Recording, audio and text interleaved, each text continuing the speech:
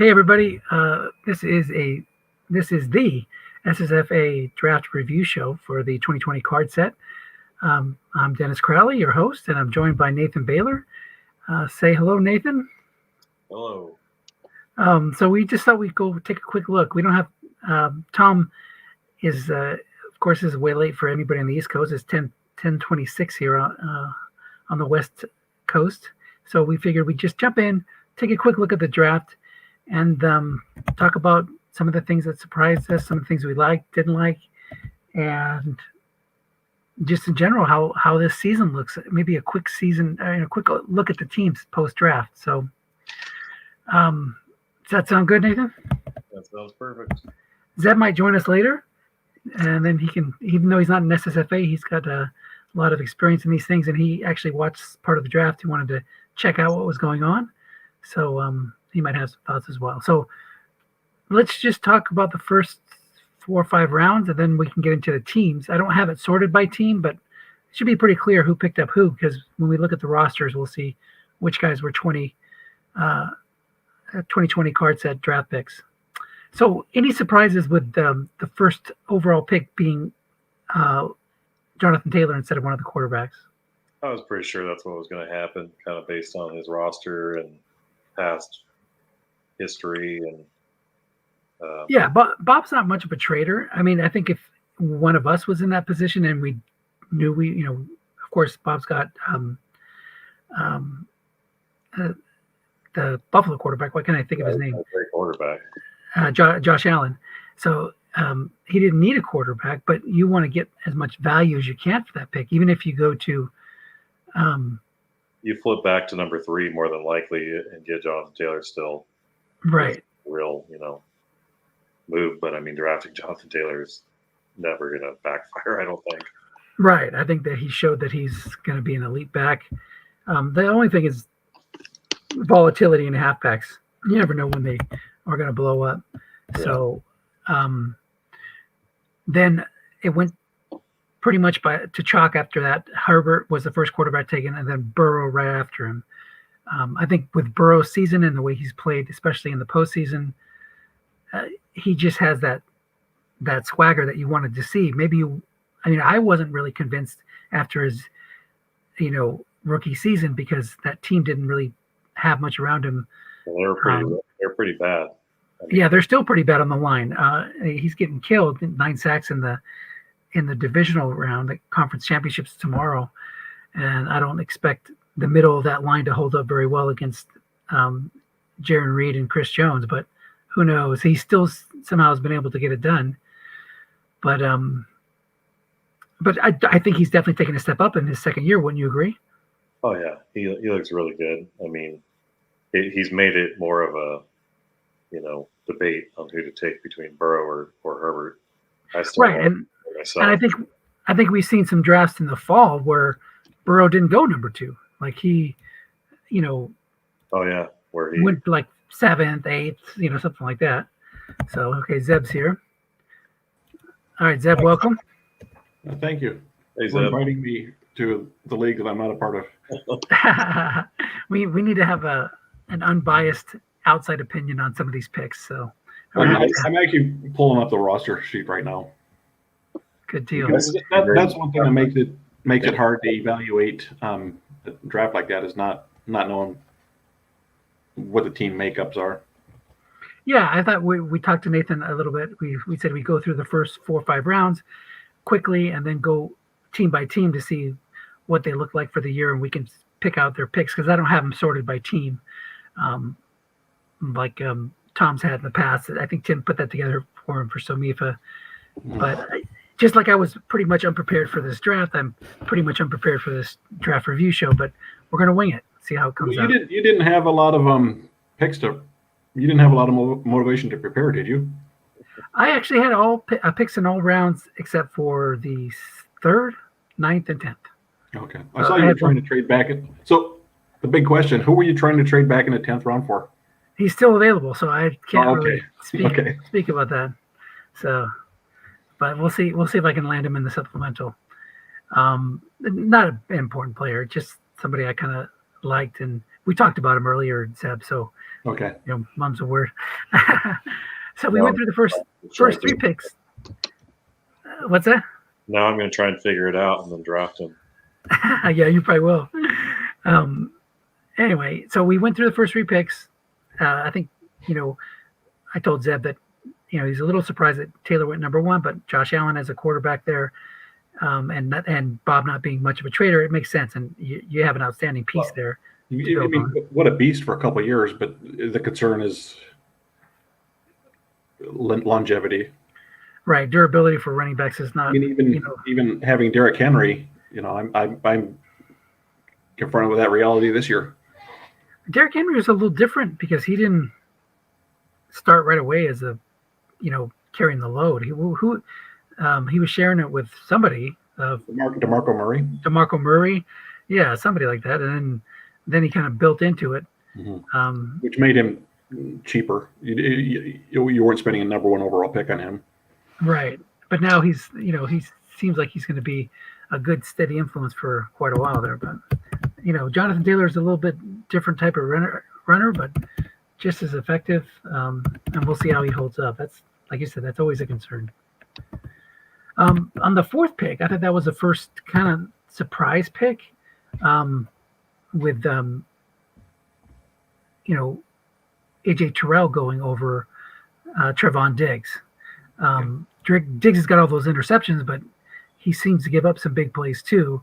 And I think the PFF ratings were better for Terrell. So, yeah, I think I'm not too surprised that Terrell went over Diggs.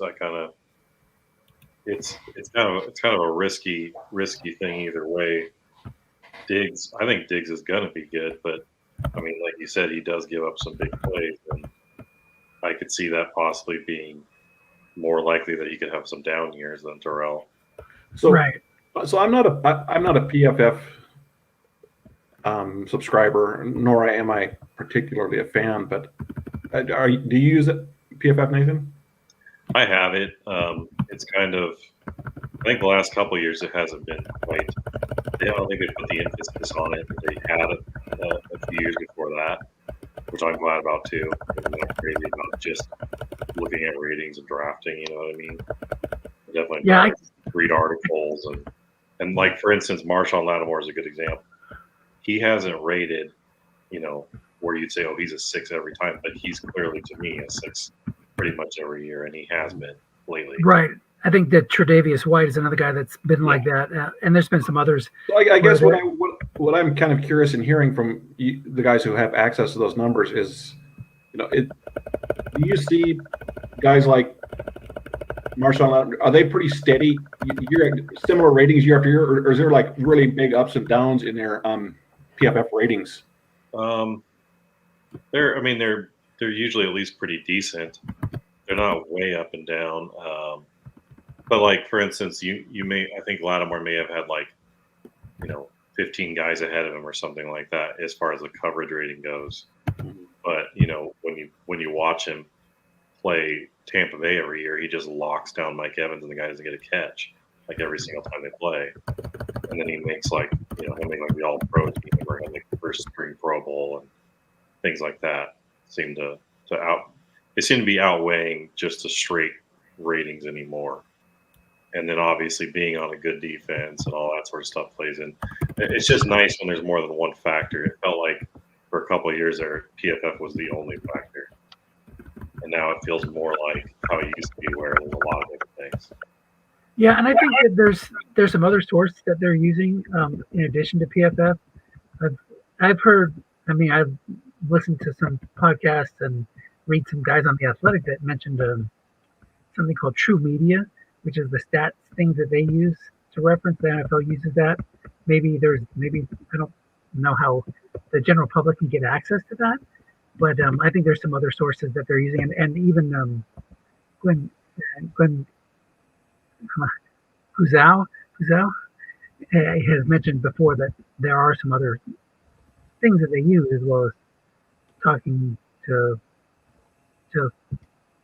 Yeah, I think in your last couple of interviews with him, he's kind of covered that. But let me. I don't want to go too give away too many of these ratings because it's something that's a pay service, but AJ Terrell had an 85.6 coverage rating. And let's take a look at Diggs, we'll just use this as an example. His coverage rating was only 66.7. So Diggs got all those picks, and I think he got voted to the All-Pro team. So that could factor into whether he gets 6 or not. I would think that Diggs is still going to have as good of a chance of getting a 6 probably as Terrell. I think they're both really good. I think it's just a matter of long term, you might feel more comfortable with Terrell, not having like swings in ratings, like Marcus Peters, for instance, had like a Marcus Peters versus like a Jalen Ramsey type thing, I guess is how I would put it. Or Marcus Peters is still a really good corner, but I could see it happening, and it's a similar type of player. Right. That's a very good example. The Peters versus Ramsey. And I think maybe he's thinking Terrell's more like Ramsey, but it's hard to say. I mean, I know a lot of other factors go into it with solid. Yeah, and I think that the quarterbacks and you have to judge the quarterbacks that they faced and that kind of stuff. There's a big giant formula that goes into it, but I wouldn't surprised to see both those guys get a 6 next year. Yeah.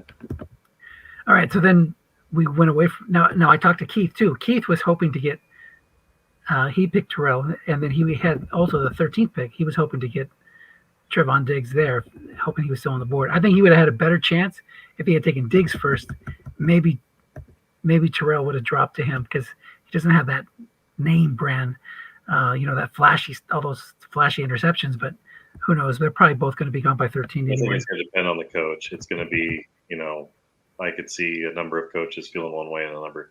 I would have probably taken Terrell first. That's how I had it rated, I believe. Yeah, I did. Right. Yeah.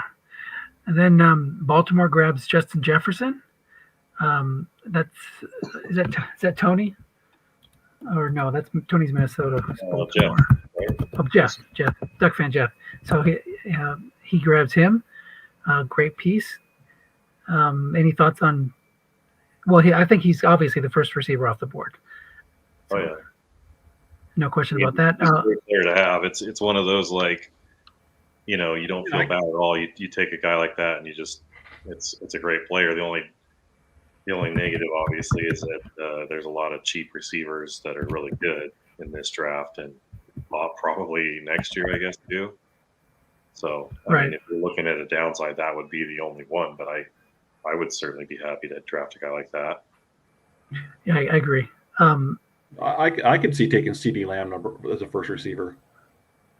Oh, I think CD's definitely in the conversation, but he's one thing for sure. There was a lot of debate between him and Jerry Jeudy and T. Higgins and stuff in the fall drafts. But I think he's definitely, if he's not number 1, he's number 2 for sure. And that's the way this draft went as well.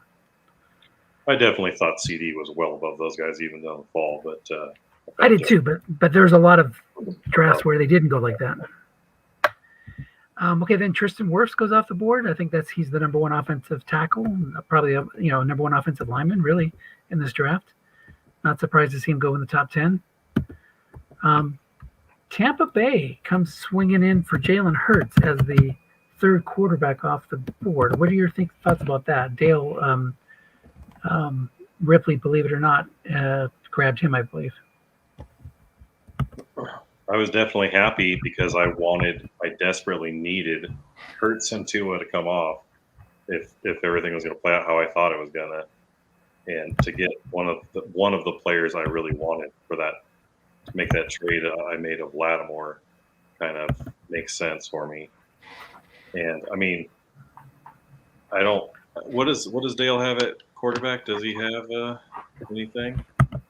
Right now, let's see. He's Dwayne got Haskins, Sean Mannion, and C.J. Beathard. Yeah, so not great. So does Dale run his infamous 4 wide receiver offense in this league too? Yep. Okay. Every time I played him, he's gone with that. And his receivers in this league, although not quite as flashy as Somifa, are still effective. He's got Odell Beckham, Michael Thomas, Cole Beasley, and now he picked up Laviska Shenault in this draft. So, I wonder how that's going to work with Jalen Hurts as his quarterback. That's a good Well, question. he necessarily has to run the 3 or 4 receiver set. I mean, Yeah, maybe he'll switch it up. If the guy ends up being like a Lamar Jackson light, I mean, it could be very useful no matter what you do. Right, but he's got to change his modus operandi and try to hit those must runs. Yeah, he may have to switch to more short passing and less flat passing. Yeah. All right, then we went to Chase Young, who was in some drafts in the fall the second pick or third pick. He had a little bit of a fall. Thoughts on Young? Great spot to get in. I mean, I tried to trade up to that spot. I made an offer to move up from pick 20. And he said he would look at it, and I never heard back. So he did pretty good stuff. But yeah, I think he jumped right on that pick. I think he was pleasantly surprised that a high quality player like that dropped. And he's very patient. He's a very patient drafter. I don't see him making a ton of trades up and down the board, but he always seems to make good picks when his pick comes up. And so then we move to Detroit, and that's where Trevon Diggs came off the board. I think it's Mick, right? Yeah, Detroit's Mick. And he snapped him up. He needed the cornerback. He only had DJ Reed, that's actually a pretty nice tandem. DJ Reed with Trevon Diggs. Reed has come on as a Seahawks starting quarterback. I wouldn't be surprised to see him get a couple of 5s down the line. So maybe not 6s, but he's played better than I thought. It would be interesting if there was some way to rate guys like Diggs, where guys who had a lot of picks in real life could also affect your chance of getting interception on a team defense card. We used to have in a face-to-face league the interception chance came from combining the picks of all the players on your defense on the field at the time, and then it was a percentage based off of that. Wow. I liked it. So, you might start like a 0-rated free safety because he's got 5 or 6 interceptions. So it's an interesting system. I like that. All right. Ed probably had a hand in creating that. If he didn't do the whole thing himself, I'm not sure. That defensive chart. I know he did some work for some of the pieces of it that we used to use. That would be a cool thing to implement to the computer game if they could ever figure out a way to do it, especially for draft leagues. So, well, I mean, it would kind of give you different levels of being a 6, or so you can even have somebody who was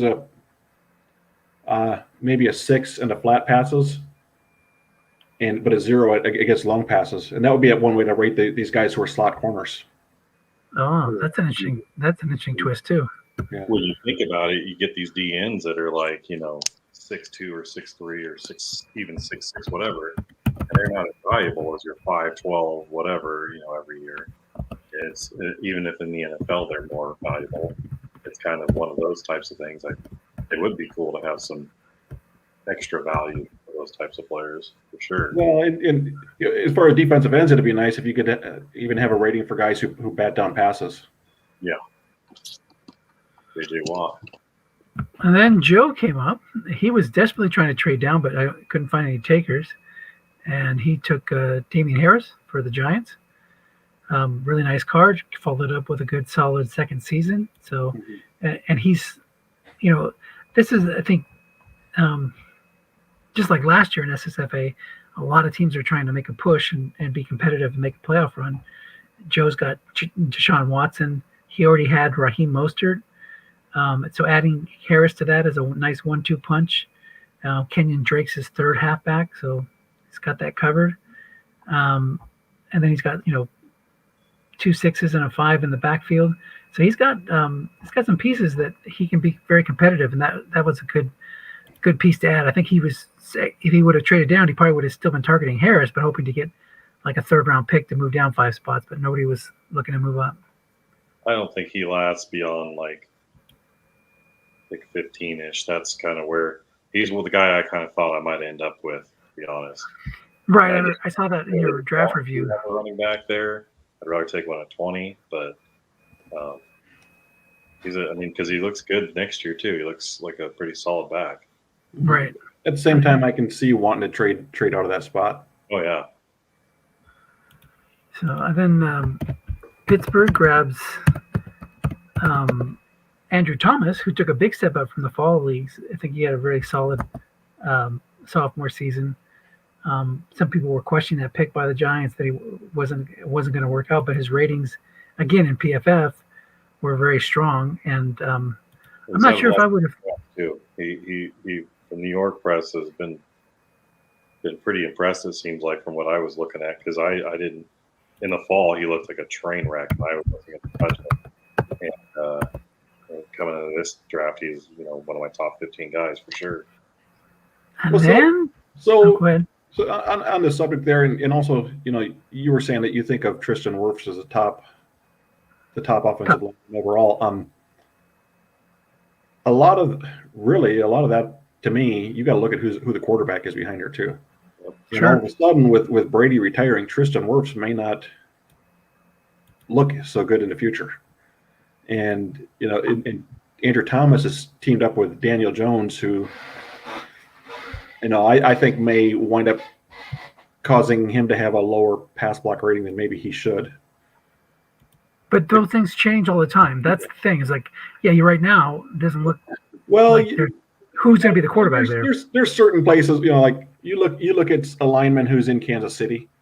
You can be pretty sure they're probably going to be blocking for Patrick Mahomes for the next 10 or 15 years. Absolutely, that's absolutely true. But then you look at Andrew Thomas, who's now, he's in New York.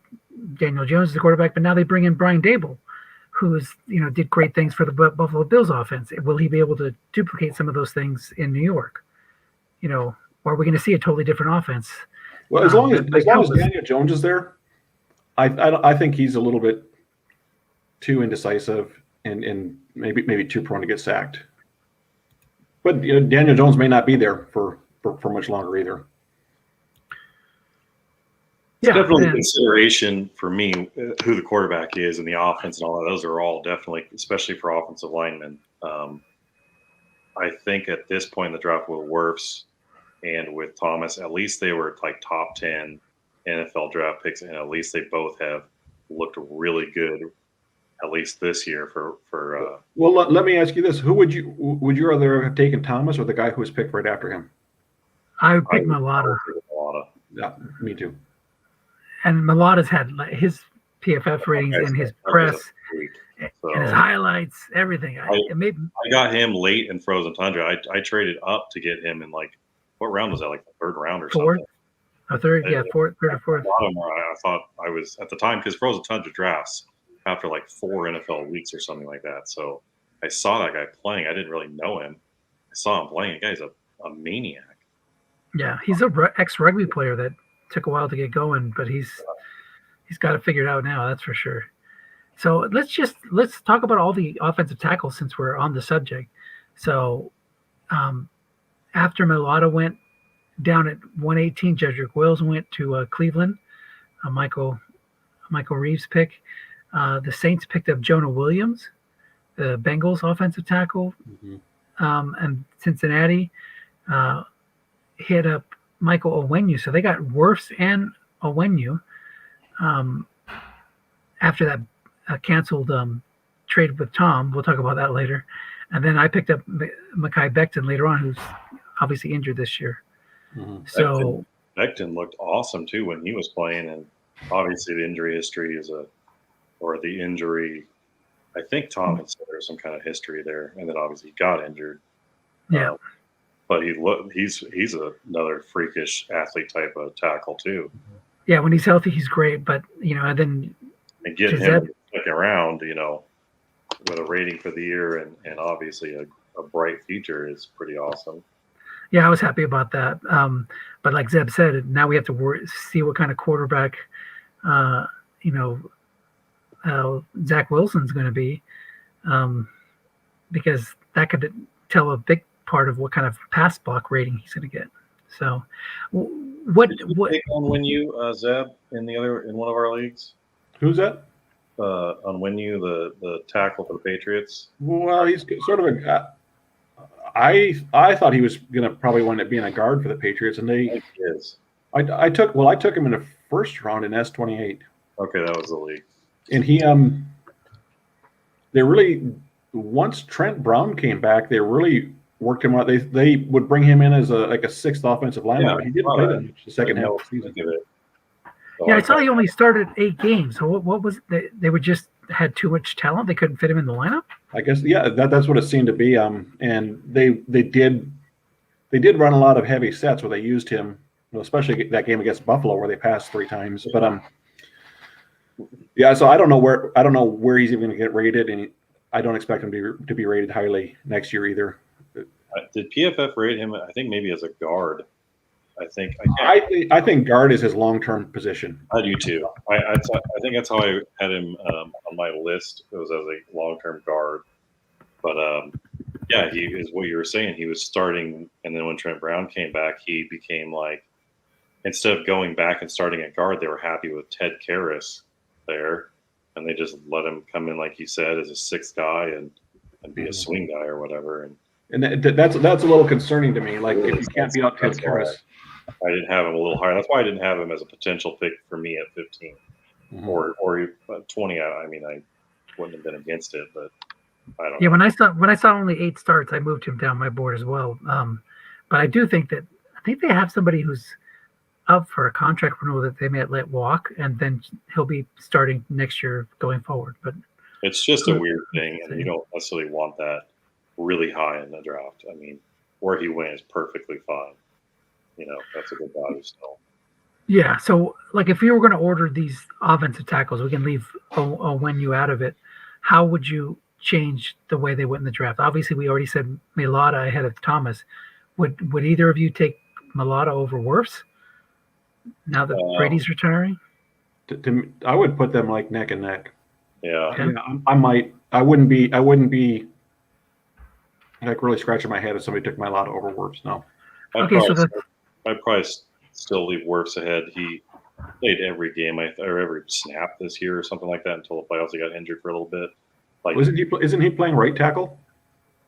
Wirfs? Yeah, he is. Oh yeah, and Mailata's playing left tackle. I guess that's a factor.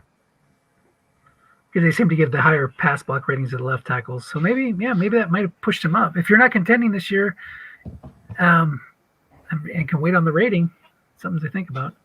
Yeah, I do have either way. Those are both. Yeah. I mean, either way. I might have taken Beckton. I might have taken Beckton over Thomas or Jonah Williams. Wills is also a right tackle, right? Or is he left? I think he might be. Jedrick Wills. Yeah. Let me see. Tom would know. He loves him. Oh no, he's a left tackle. So yeah. Didn't he have injury issues this year too? Yeah, he's dinged up a bit. He only started 13 games. So. I mean, I'm not crazy about Mayfield either. So as far as having a tackle of his. Yeah, and then Jonah Williams.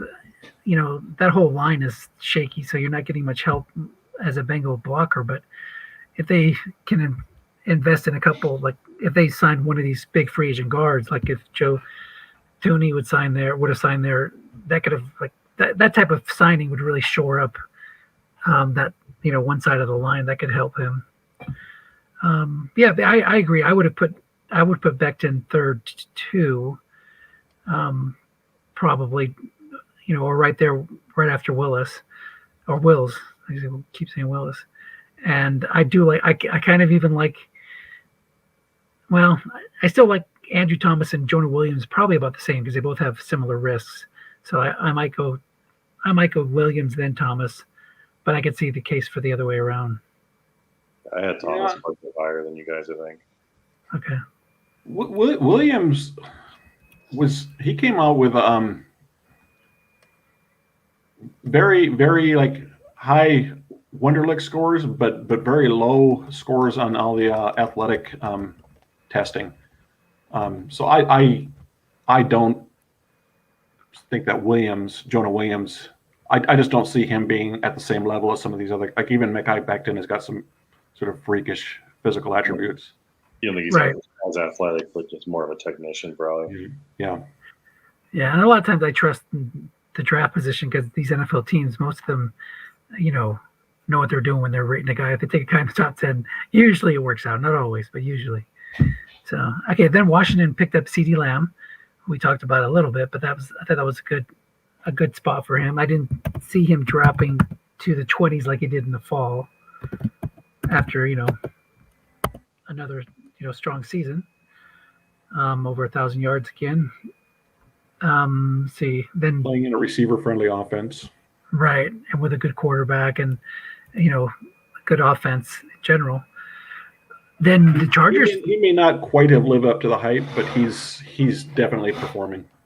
Yeah, I feel like he did not get I feel like he was on fire, and then the end of the year they weren't getting him touchdowns. I know that.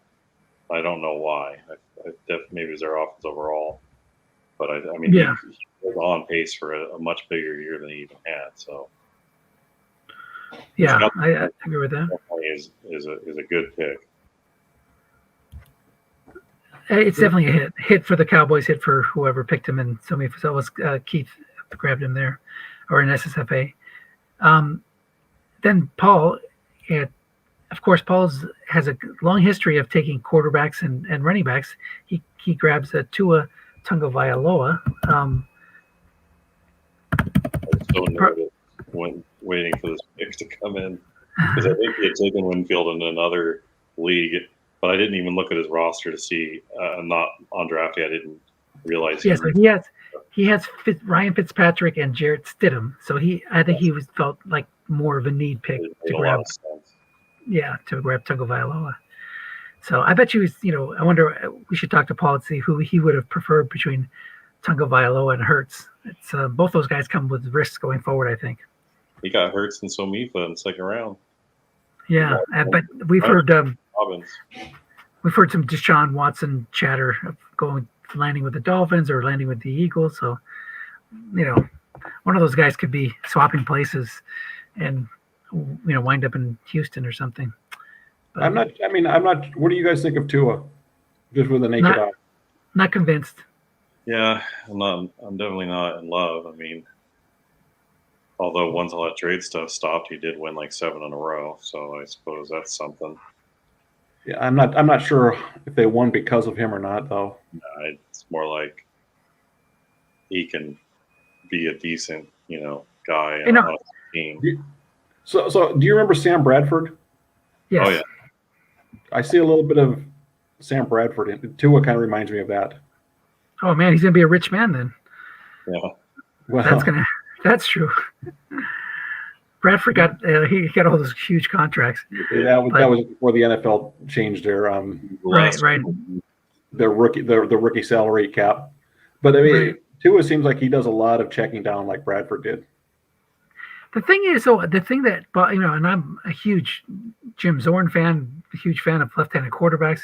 I would love to see a successful left-handed quarterback, but I don't see that zip that Bradford had on the ball with Tagovailoa. He seems to be a touch quarterback and a placement quarterback, and that concerns me more than anything else. Can he make all the throws, or is he always going to be at risk of, giving time for the DBs to close? Maybe I'm wrong, but that's what I see. So, well, he's certainly not a sure thing, or you wouldn't get him at 14. It would never happen like that. Right. Maybe it's a health thing. Maybe as he gets healthier, we'll see. And maybe, with the coaching change there, the offense will look totally different next year. So, and now we go to the Rams pick of Antoine Winfield, who is sure to get a 6 next year. So talk about how nervous you were. You said you were a little worried as the pick got closer. Was he the top guy on your board? Definitely the top guy left. I had him. What did I have him at? I had him pretty high overall. You said there was 12 or 13 guys you would have been happy with. How many other? Everyone that went in the top 15, I needed the 2 quarterbacks to go, and then the other 13 guys I had. That was So- my exact list. So there was nobody left after Winfield. No, not From your top guy. Tua had not gone there and he had taken Winfield, I would not have been happy. I mean, I don't even know what I would have done, to be honest, at that point. But when I made the trade to trade Lattimore, I kind of justified it that I was getting a lot of players out of it, and I was going to trade some of those picks, which I ended up trading them, both of them, getting players, having a good team with Mahomes, having a good team because I was going to Gus Edwards' card is not going to be there next year either.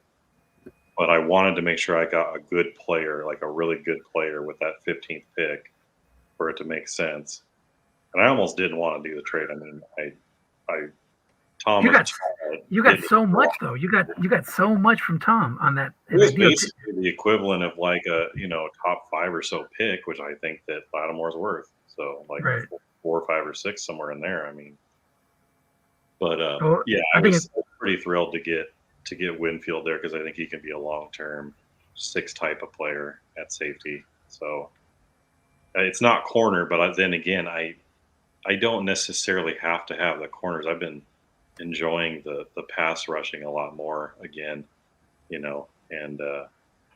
not worrying about the teams that just flat pass you to death the whole time as much anymore.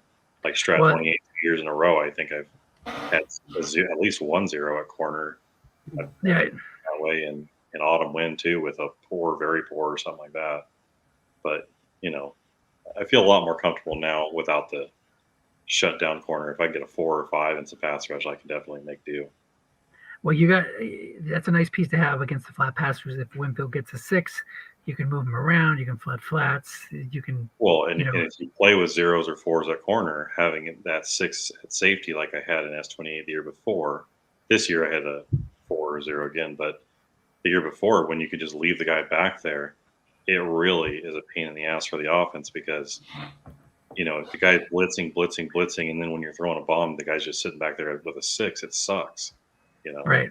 So it gives you something that you don't have to always just bring the blitz, and you can do something to counteract it. So and I've got Kevin Baiart also, who should probably be a 6 next year. I would think.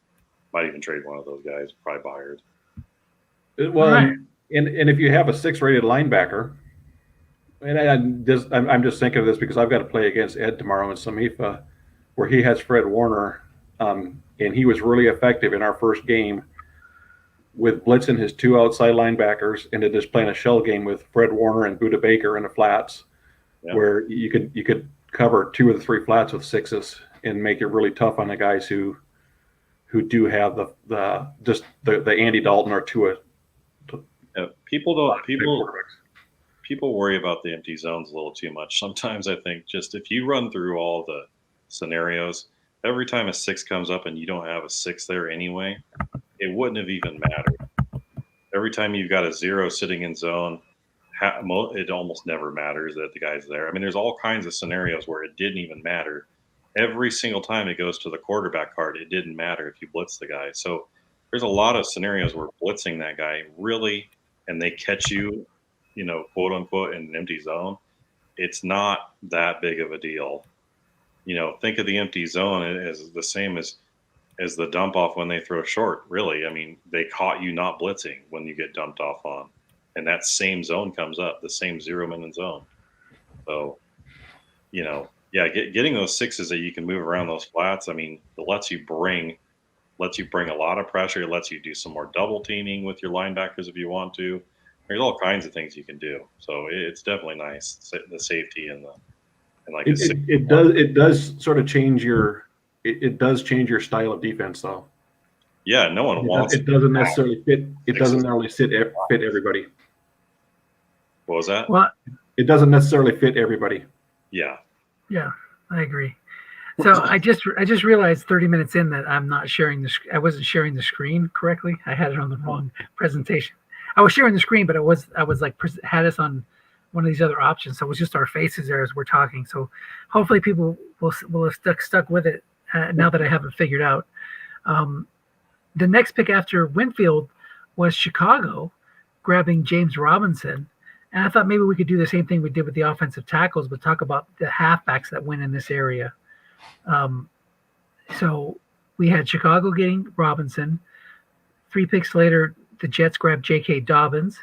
Then Nathan, you grabbed Antonio Gibson. I got Dylan at the end, more for the future. Deandre Swift went higher in the second, and Clyde Edwards-Helaire slipped all the way down to the lower end of the second.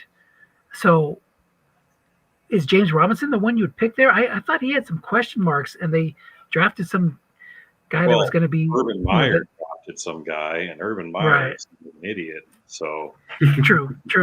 I mean, the quarterback's like, hey, I need my guy in there, and that's James Robinson. And when I kind of couldn't figure out why they went out and drafted a guy so highly when they had James Robinson.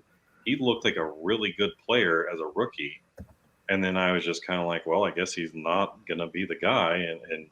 And they, he slipped in every draft, but he had another good year despite Urban Meyer benching him out of, still don't know the reason. Yeah, idiocy. Or maybe he didn't want to look like an idiot for having drafted, even though the other guy may be good, but they drafted. The fact that the player they had was that good anyway. He didn't seem to like him, but I guarantee whoever comes in is probably going to make use of the guy. Oh yeah, I think again.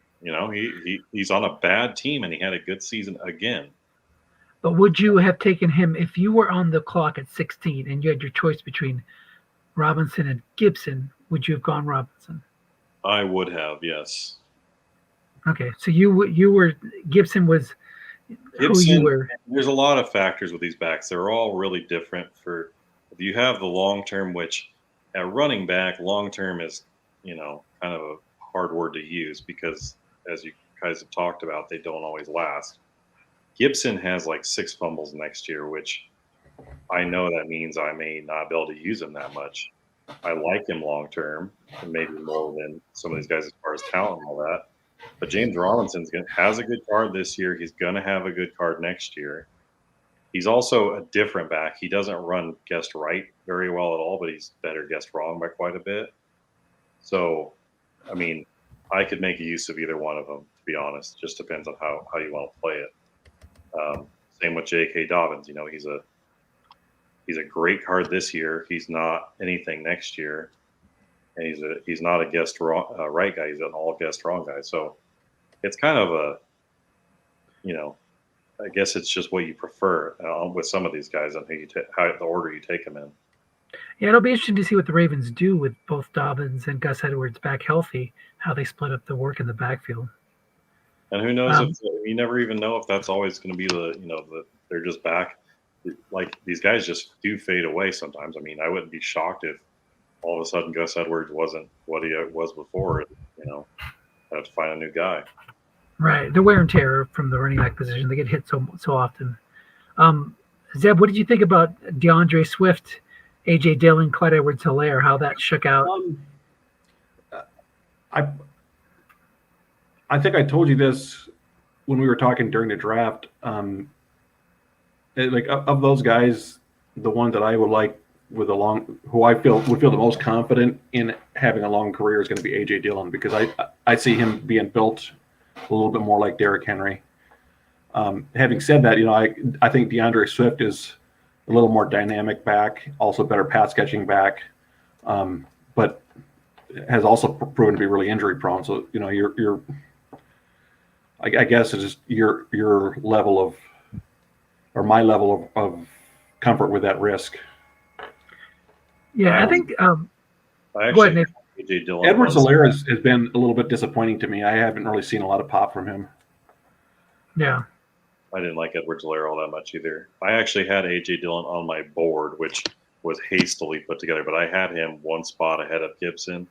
I just made the choice to take Gibson because of the kind of what I was talking about, the mix of current value and future value that I was close to taking Dillon there. But I need the carries this year for my team. I didn't have another pick till the 5th round. I didn't want to try to trade for a back in this league. I feel like that was going to be difficult. Yeah. Someone mentioned to me when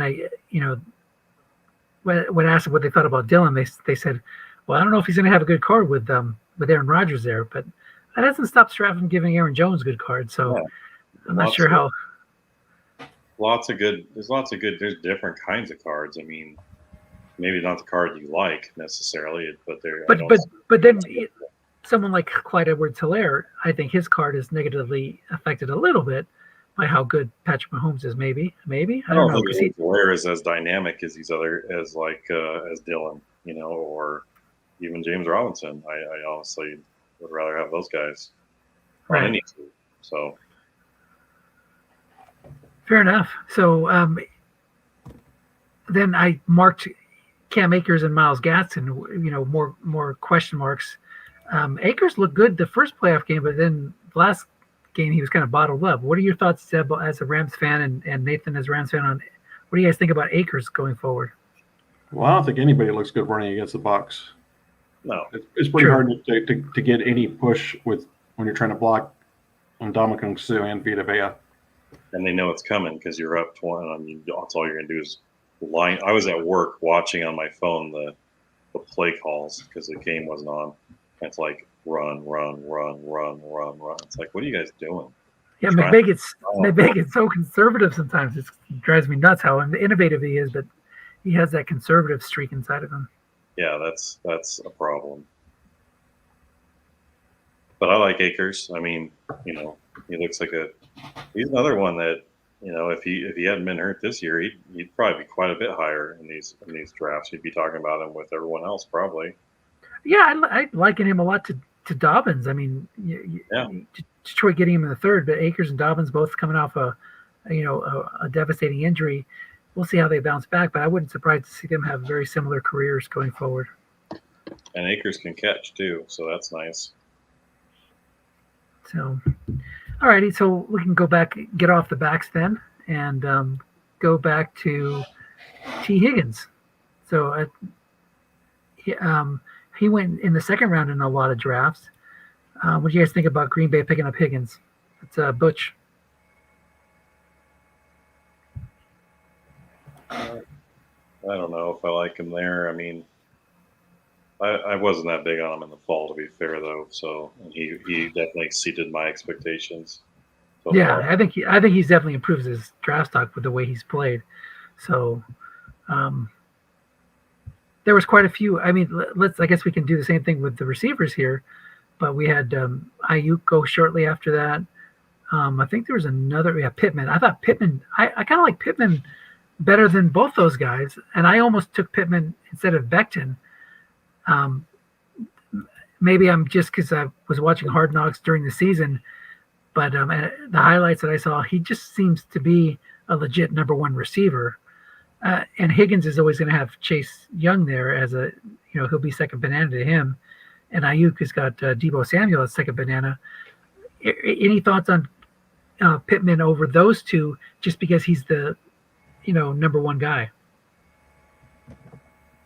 I mean, the thing is, like, getting T. Higgins in the first round when a guy like Chase Claypool's going in nearly the middle of the third round is weird to me. It's just there's too much there. I don't see enough separation to do it, I guess. And yeah, I like Pittman, except for I don't think he's got very many big plays. I think his big play ratio was really low. I didn't like that. Who are you talking about here? Michael Pittman, the Colts. Yeah, that was sort of my profile on him in the fall was a big, tall,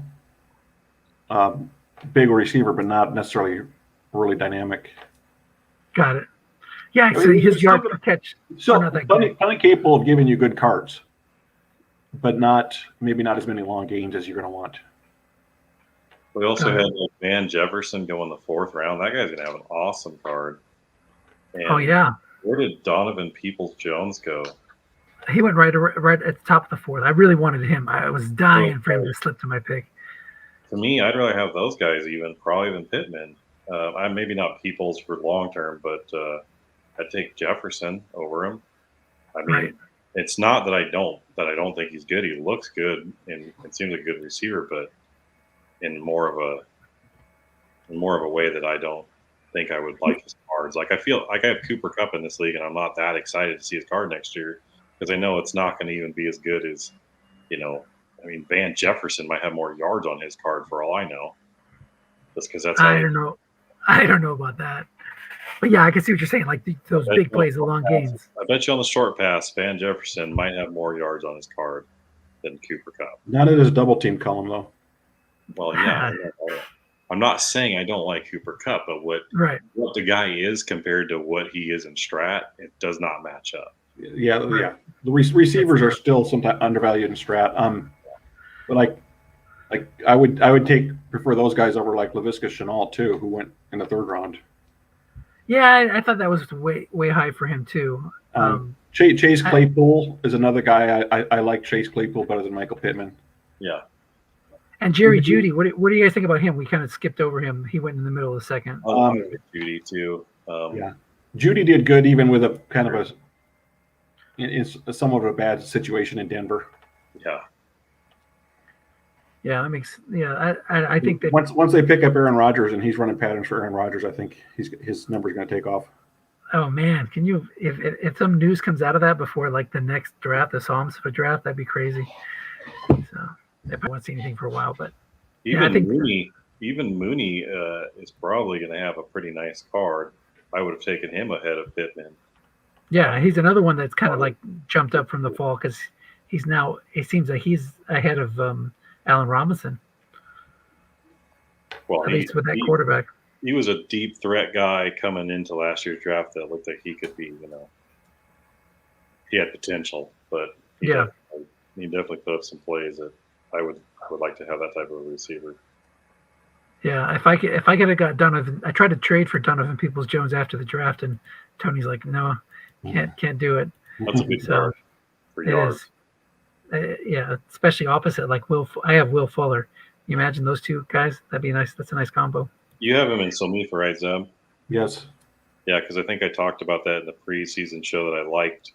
What I had liked about your team was that you had those high yardage guys matched up with your quarterback wasn't real good, but you've got, King Henry, and then you've got these just explosive receivers. That's how you do it, I think. What time is your game tomorrow, Zeb? 10 a.m. Pacific. Nice. Check that out. I've lost to everyone that's left in the playoffs, I think. So that's a good sign.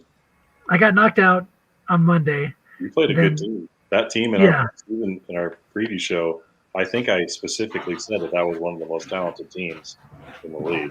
Every Super Bowl prediction that we made in Somifa has already been booted from eliminated. Yeah. Part of that's my unceremoniously demise, but then I won S28 a couple days later and advanced in USFFL, so turns and roundabouts. Congratulations on the S28. You guys are both I played you both this year. That was fun. That's a fun night. It is. Okay, so on to Jacksonville, lower part of the first round. Willie Gay, who went kind of in the middle of the first rounds in the fall. He didn't really have a great sophomore season for the Chiefs. I'm not sure what's going on there, but the outside linebackers there's such a paucity of them that you gotta take what you can get. And then Jacksonville Jay grabbed him here, and I think that's a good pick for him. Yeah, he's a mix of a rating for the year that's good or better than normal, and a guy with some potential. I took him pretty early in our league. Yeah, it's pretty much it's good as you're going to get in this set. I mean, there wasn't very many draftable outside linebackers, so that's going to inflate their value even if they didn't have a good sophomore season. And he's still a good young player. He's not. I don't see him as being the guy who's going to get you. He's not going to give you the Matt Judon style pass or Leonard Floyd style pass rushing. But he's more likely to get the coverage rating. Yeah. Right. All right. We talked about Williams already. Xavier McKinney Ed, he always picks up, he prepares well, drafts well. McKinney had good PFF ratings. Zeb, you said he went much lower in the fall, I think. Didn't you say you picked him up in the 4th or 5th round in one draft? I got him at both S28 and Somifa in the 4th and 5th rounds. So he's definitely taken a big step up. Well, he actually was getting a lot of picks early in the year. I don't know how many games he started, but he pretty much was a de facto starter because team. I mean, in the NFL, so many teams are playing with extra defensive backs anyways. So he was on the field a lot. Good deal. He had the Okay. highest safety rating after Winfield of anyone in this draft. And Yeah. his, when I was reading some of that stuff about Thomas, I was telling you, the New York media seemed to be pretty high on it. He is the New York Giants safety, right, McKinney? Yes, correct. But he had a real good year, and I think that came about because Jabril Peppers was injured most of the time or something like that. All right. Well, that wraps up round one. Now for round two, I don't want to go pick by pick. Let's just take a look. Tell me who you liked in round two. Well, can we talk about Michael Walker quickly? Sure, of course. He's there top of round two. Yeah, I mean. Oh yeah. So let's talk about that trade real quick. So Tom traded this pick, which is the 28th pick in the draft, to Dallas, along with a 6th round pick for Dallas's 1st round pick next year. And it was overturned by the TRC 4-2. So, first of all, that trade, what do you guys think? I mean, Dallas looks like they're going to have, they could be a playoff team. I think if things go right, but maybe they could also be a top 10 team. You think Dallas is going to be a playoff team? Well, let's look at it. Let's look at the rosters. So did they say why they overturned it? I'm actually on the TRC, and this is one of the few times I voted to overturn. I felt. Remember, I don't know if you recall this, Dennis. Last year, I believe I talked to you about I didn't really understand why Dallas was trading their future first in that deal with Washington, right? Which ended up being Joe Burrow. And yes, that's true. I basically couldn't even. I would not have brought it up for discussion, even much less vote against it, because at the time that he had done, he had so many picks that looked like he could definitely build his team up and have a competitive team, which is usually what you do when you trade your 1st round pick in the future. Is usually you have a really competitive team, and even he didn't do that. He just kind of traded off some guys and some veterans, and so it kind of was an automatic, top 3 pick. This year, I don't necessarily. If I was doing a preview show based on looking at a 4-4-0 or 4-0 at corner and a 4-4 at safety, and Okay, but I'll give you the argument for like a 9-7 season. Kyler Murray. He picked up Deandre Swift. What's so great about Kyler Murray? That's what I don't understand. Yeah, well, he can do some things. I mean, he's like, what does that have him? 16th, 17th? 17th. So you have him as a bottom 3rd quarterback. That's right, your best piece. Yeah, but you have him paired with DK Metcalf, Calvin Ridley. He's got Keelan Cole, who has a touchdown on 3 on a punt return. Darren Waller, Dallas Goedert as tight ends. That offense is decent. A 6'7" left tackle and Ramczyk. Then he's got a 5'4" and a bunch of 4.5s at the rest of his line. His defensive line has got a couple of 5s, a 0-10 for pass rush. Then, everybody has shaky linebackers, although 3 of his 4s or the 5 are all inside guys. So he's going to have a 4-0 at one side. But then you're right. His big Achilles heel is all the 4s. So I don't know. He's got 1 pass rusher on his entire team. He's got a 10, right? A 5.5 at his other D end. He's got a 5.44 linebacker. If he's running a 3-4, then you're talking about blitzing like a 5 and a 4 at outside, or a 5 and a 6 possibly. It's not there's no pass rush. You're going to have a 0 in coverage. Maybe you get a 4 to fill that, but you're looking at 4s across the board in the secondary. Limited pass rush, average-ish linebackers. The line has no real pass rush. I mean, to me, this team is definitely a top 10 pick next year. Okay, so that number one factor probably is running back, quarterback, and the quarterback's not good enough to win by himself. You make a good point about the receivers. I probably didn't give enough credit to that, especially with Waller, but Pollard and Swift they're not going to do anything for you. Not enough. Not nearly enough. Okay. Well, that makes a lot of sense. I mean, like you said, in general, I'm not trading a second round pick away this year unless I'm getting a first round pick back next year. And I totally agree with that.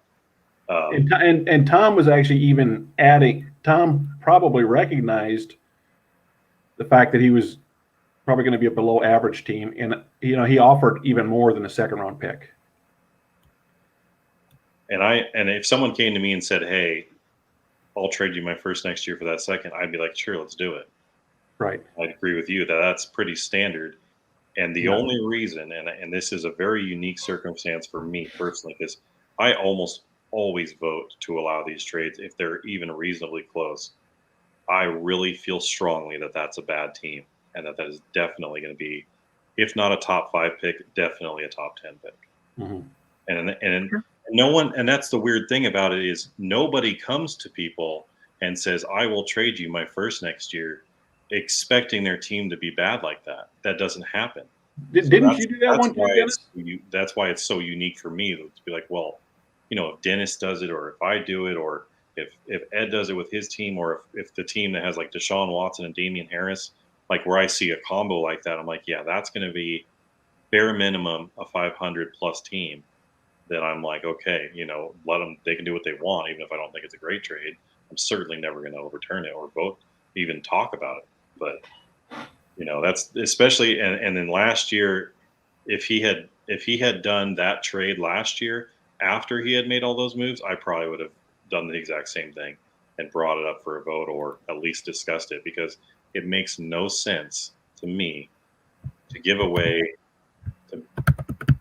You have a team that's clearly you're either rebuilding or isn't as good on paper, and then to trade a future pick to get something less valuable just doesn't add up. So this was definitely not. I even told Tom that I felt bad that it was him, but it wasn't about him, and it was more about, I think that in my opinion, that Arizona, what's the team, Dallas, hurting himself tremendously by doing this. Yeah, Zeb, the trade I made was in for 2016. I traded my number 1 pick and a 4th round pick for Mark Ingram and a 3rd round pick. Then the next year, and that year, I just had the worst luck, the most horrible luck, and I finished with the top 3 pick. I think it was Joey Bosa that went in the next draft. And obviously, I wasn't trying to lose on purpose, but it was just the weirdest thing. Like I would like 1 year. That's what happens when we always trade our picks. Eventually, we're going to overestimate our team. And I think I had Cam Newton, and I thought for some reason that was going to work out well, and I could have had like Aaron Donald the next year, and I had traded it off. Yeah, so here it is. I had the 3rd overall pick. I could have had Joey Bosa on my team, and I had traded it away for Mark. Now, Mark Ingram came through for me later on and has been a big part of my success. So after that, but that was as someone who's had, to both of you, because this kind of fits both of your career profiles, in my opinion, as people who traditionally have a lot of success in these leagues, but who also tend to do a lot of dealing in the off season. Do you find that people are reluctant to make a deal like this with you? Because like if you come to Tom with this offer, say, "Hey, I'll give you a 1st round pick for the 2nd round pick," and Tom is looking at that thinking, "Oh, well, great, I'll wait a year and then I'll move up like 6 picks in the draft. It's not really worth it to me." Do you find that it's hard for you to make those deals? It is hard. It's not hard for me. Comes up, we're always like, trade with me instead because Dennis is going to win. Yeah, it's not hard for me to make deals. It's hard for me to get value for my picks. So every time I always get this like, "Oh, well, your 3rd round pick's like a 4th round pick, or your 2nd round pick's like a 3rd round pick," and I just gotten used to it. And I'll try to do player for player trades, or believe it or not, I'm actually trying to find a deal that helps both teams, especially if they're like rebuilding and I'm trying to contend. Right. So I'm looking for value on both sides. But yeah, I do get less value for my picks. They're not because of my always winding up with the bottom half of the draft. Usually I wind up with that. What is it? The the 20th pick or something like that, where I get knocked out in the first round, unexpectedly like this last time in Somifa. But it is what it is. So, all right. So now back to focus. Back on the second round pick. Which picks? Michael Walker. I mean, Michael Walker. I did not. Yeah. I don't know how much he played this year. Not much. But I thought he got overdrafted in the fall leagues, and I don't know. Would you have taken him here? No, but that was a very specific pick for what Tom's trying to do. Now let me show you his team. He's got multiple sixes at every level. I know, that's crazy. Right, exactly. So he has. This is the area of the draft where people take like brutally good running back cards that might only be good for a year anyway. So well, this is not. I mean, Tom is maybe one of the few people who, more than me, always draft for the long term. So I think it's just to me somewhat of a shocking departure from. I don't think that Walker will necessarily not get more ratings either. Because he was that guy he always talks about that. Was it Minnesota or maybe it was Atlanta, where they just give a third outside linebacker a rating, even though there's usually only two of them on the field, and the guy happens to have good coverage, so he'd get like a 5 all the time. I know Tom will know what I'm talking about because he's brought it up several times, and being that it is Tom, probably considered it with this guy. So even though we're good again when he played, he just isn't playing much. Right. So even though Michael Walker, he played in 16 games, I think he started 3. Ed has it here. What did I do with it? I lost it. So it was on the draft. Oh, it's here. It's on the draft sheet, but I think I deleted that guy. So anyway, he's got 6 outside linebacker, 6 middle linebacker, 6 other middle linebacker. So he goes 6, 6, 6 with a 5 at the other outside linebacker. So that is the kind of pick that he's making to like finish off his team. And then his back, his DBs are 6, 6, 6, 5 as well. Mm-hmm. After he's the one that picked up Marshawn Lattimore. So of his 7 players 8 players in the, from linebacker back, 6 6s and 2 5s. Yeah. With Myles Garrett on the line. So all of his starters are 6s and 5s. Just be glad it's not a double counting league. Yeah, there's excellent right there. Well, maybe not. Maybe because the run ratings on some of these linebackers are like zeros. Yeah. But still, that's an excellent pass defense for sure. But just looking at it, big picture wise, without having that specific team, I mean, I would definitely rather have Isaiah Simmons. This is part of his thought process, I would guess. And if he was here, I think he'd probably mention. If you look at the linebackers for Atlanta on PFF, you have 2 guys that took over 1,000 snaps, and then you have Michael Walker took 200. The next closest guys had 9 snaps each. So he's probably going to get rated like a starter. And his cover rating is actually not too bad. It's 69.6. It's better than the other 2 guys that they have as starters. So he could be a 5-0 again. He could be that 5-0 this time. He could be a 5 because he's basically never on the field when the nickel package is in, which is really looks like they're running almost all the time. Mm-hmm. And he could just be the guy that he's technically the starter when you're in a base 4-3 or 3, whatever the heck they run. Right. Looks like a 4-3. And so he's going to get, he's going to get that rating. And he does cover. Of his 194, he's got 103 of those are in coverage. He's not just blitzing or anything like that. Right. And then, you've got your run. It's funny that if somebody, I think what happens with Atlanta is, if they were going to stay with a linebacker on the field in coverage, he would do that. But they're like one of those teams that brings in that extra safety to play a hybrid safety linebacker. It's possible that extra safety gets that third linebacker spot too. Well, that's what they got to do, and that's the only way that's going to be a problem is if that starts happening more often. Then you're not going to. But there was another player that was getting these ratings.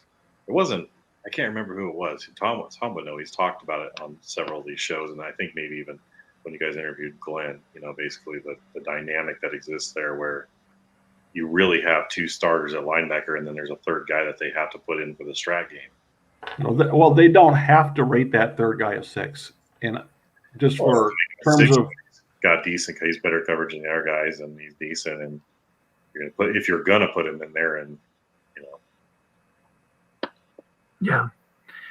So, okay, so enough with Mr. Walker. I think we both agree that that's an unusual pick for Tom, but it fits his team for this year, and I think he's tired of not making a deep playoff run, and he's certainly got the horses to do props it. to him for being flexible and changing his approach. Yeah, I feel like we can flip that guy in the next several years for a third easily, because he's probably going to get a 5 at some point again. Yeah. So he's got the 6 for the year, and he doesn't lose much value, if any, in the future, if that's true.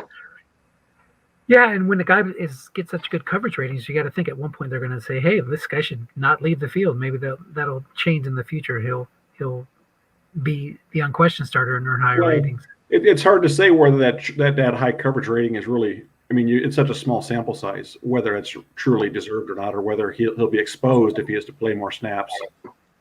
Fair enough.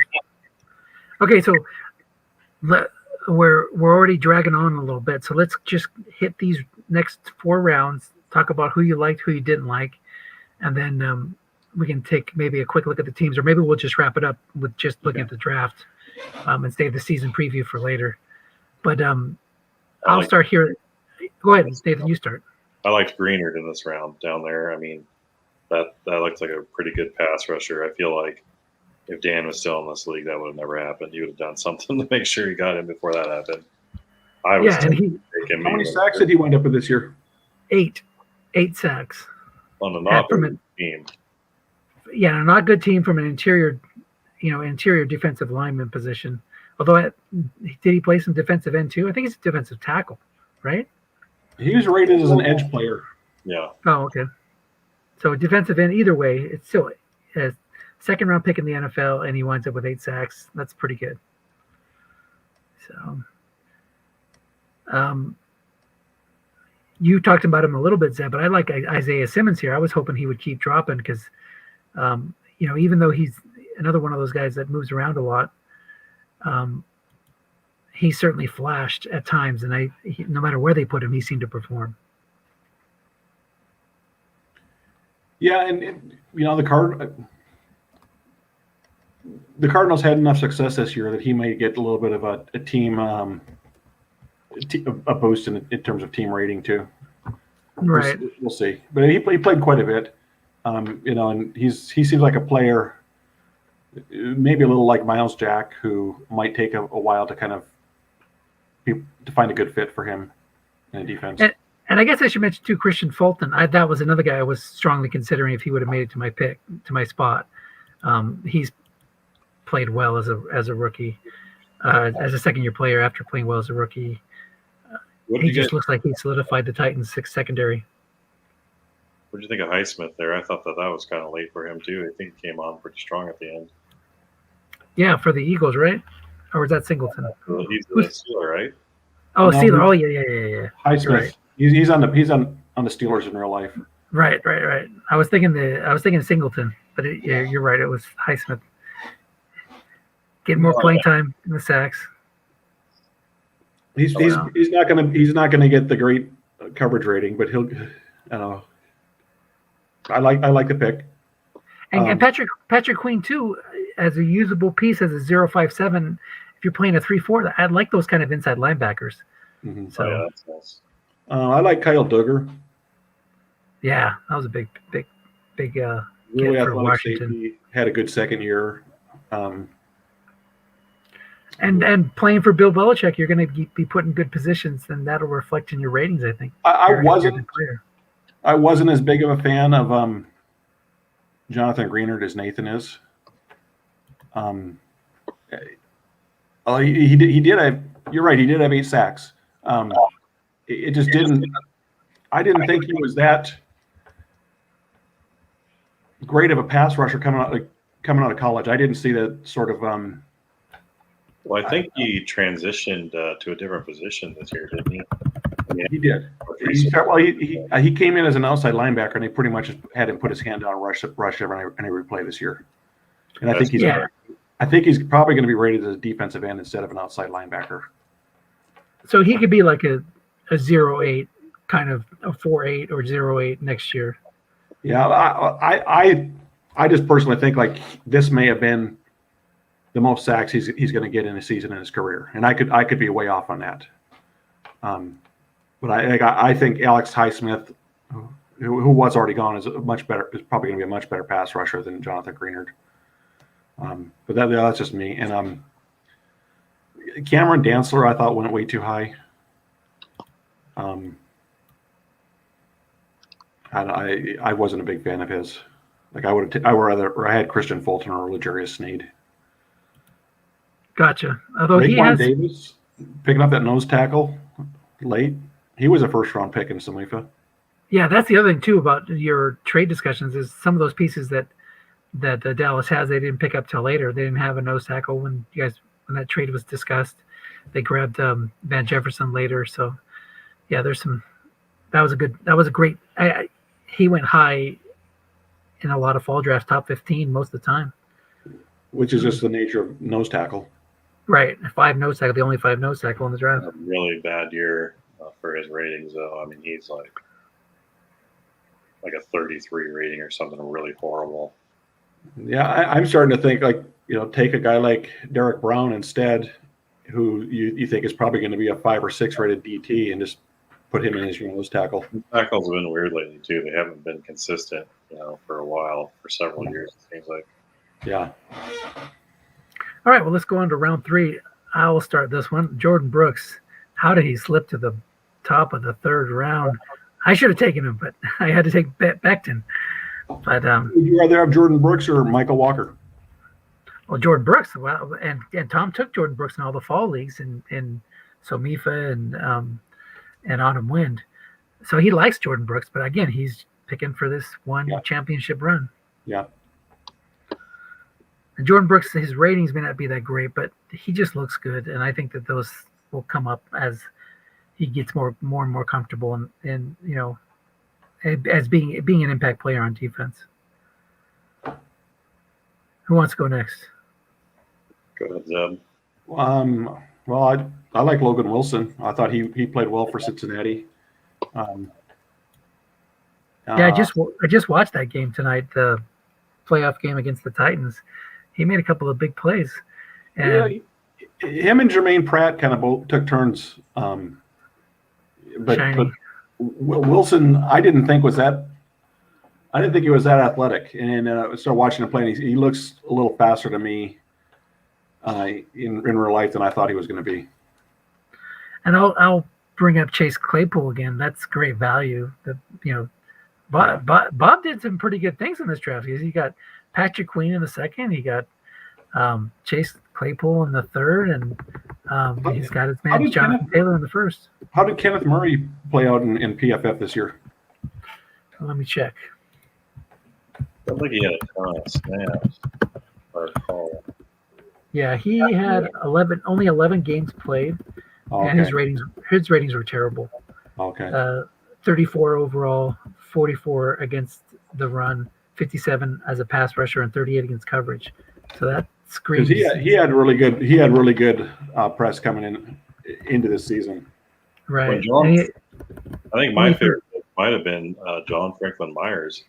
I'm pretty sure he was a Ram, wasn't he, a couple of years ago? And I don't think he ever graded in Strat. But I remember seeing him play, thinking he was a pretty good player, and then he had like 6 or 7 sacks this year. But I know his run rating in PFF was really high too. He played really well for the Jets. I think the biggest thing on him is his age. 6'7" type guy, definitely for the year, and seems like he's got some talent. So in the 3rd round, that's pretty nice.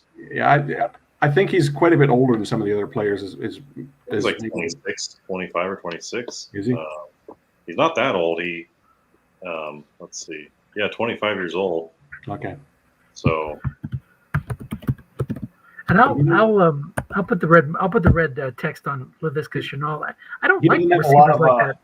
He doesn't have a lot of miles on his body either. Yeah, he's an older, but still, Franklin Myers is still a good player. But now on the things you didn't like, I'm putting Laviska Shenault in red. I don't care for those types of receivers in Strat, the ones that have like 9 yards per catch. Well, I mean, you can't take him over Van Jefferson and Peoples-Jones. I mean, both of those guys.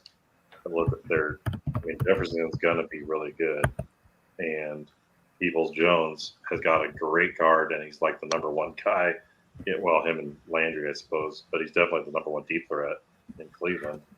Yeah, I wonder if that's Mrs. Dale again. I wonder if it's more him taking guys that fit his system. So he's always maybe looking at the flat pass column on the receiver card, and if it's good, that guy gets moved up. So he doesn't care about the yardage on the other ones. Although I don't know how you cannot care, but you know what I mean. Like maybe that's just a fit for his system. Yeah, I don't know. And I would make Donovan Peoples-Jones work in my system. I mean, Laviska Shenault every year they talk about his potential, and he's got ability, but I'm never into those receivers types anyway. So that might just be me. Yeah, give me the guys that go downfield. I definitely like. Here's a kind of a really big boomer bust pick, C.J. Henderson. Yeah, I was just gonna say, let's talk about before we move on. Let's talk about him. Maybe put him in a different color altogether because he got traded halfway through the year from Jacksonville by Urban Meyer. Yeah, exactly. Again, another genius move by Urban Meyer, and he did play better with his new team. But what do you guys think about him long term? I mean, it's too early to say. Number 9 pick overall. But he's obviously got to get himself in a good situation. Yeah, I'm always afraid to take those guys with that off the field issues, and he's had some off the field issues. Well, and then him and the cornerback for Detroit, Jeffrey Okudah, both of them would high potential, but would really scare me. Right. I mean, he was supposed to be. I mean, lockdown corner in college. He's big and fast. I mean, he had like all the physical attributes.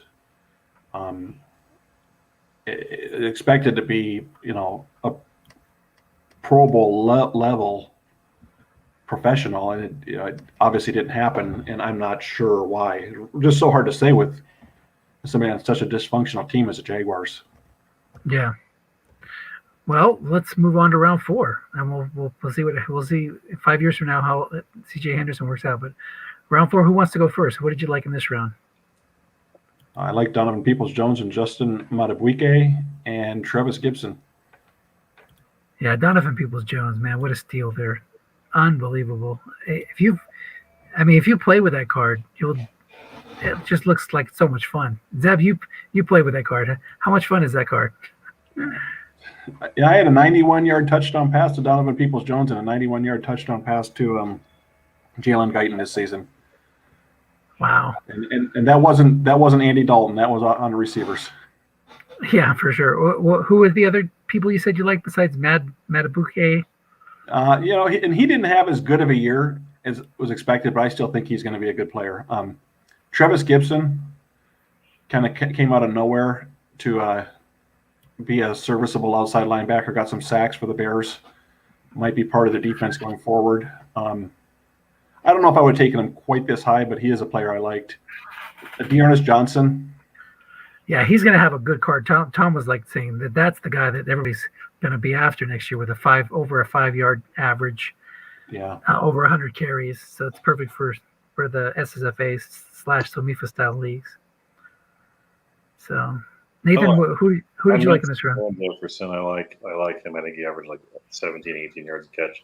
So I definitely Which one? like Van Jefferson. I liked. Oh yeah. I also really, really like Julian Blackmon. He got injured early in the year, and I think he's going to be a good player. I really wish he lasted a couple more picks. I would have taken him over the punter. Nice. Yeah, I've heard Dan Morin rave about him too. So another guy I liked in this round was the tight end from Denver. I think, God, if you get Aaron Rodgers over there, match him up with the AO, Albert Aquin. Guy. Yeah, Haku Bunya guy. I was looking to shore up, get a young tight end for the future, and I didn't wind up with one, but he was somebody I had high on my list. So, and Gabriel Davis. I mean, Gabriel Davis is one of those. Those are the kind of cards I like. Those are the kind of cards with the That's another 17 reason yards. to throw in ahead of a lot of the guys we've talked about that I just, and it's part of it's probably just that there's so many of these guys that are good in this draft that sometimes it looks weird when they're so far apart from each other. But he's a good one too, really good. All right, round 5. What do you guys like over here? My punter, really excited. Punter, Jack Fox. Let's spend 30 minutes talking about Jack Fox. I do like his return. His return coverage is good too, right? It's the kick coverage that's bad on Detroit. I mean, this is the part of the draft where people start. There's less players per round and more specialty players going, or special teams. Oh, I'm gonna mark. I forgot last round we didn't talk about who we didn't like, but I'm gonna mark Jeff Okudah with that question mark kind of thing because we'll see how he got a 0 rating and then he got hurt for the year. That could be a really good or really bad pick. Was there anybody here that you wanted to mark in red, guys, as like ding people? Not that we're looking to criticize, but I'm just saying maybe Damian Lewis. Where's Jihad Ward? Oh, top of the round. What did he do this year? I don't know. He's not a rookie. No. He's been around for a while. Right. And he was kind of a disappointment most places. So I'm wondering if he did something noteworthy that I missed. I hope so. I drafted him in some league recently. He only had 3 sacks.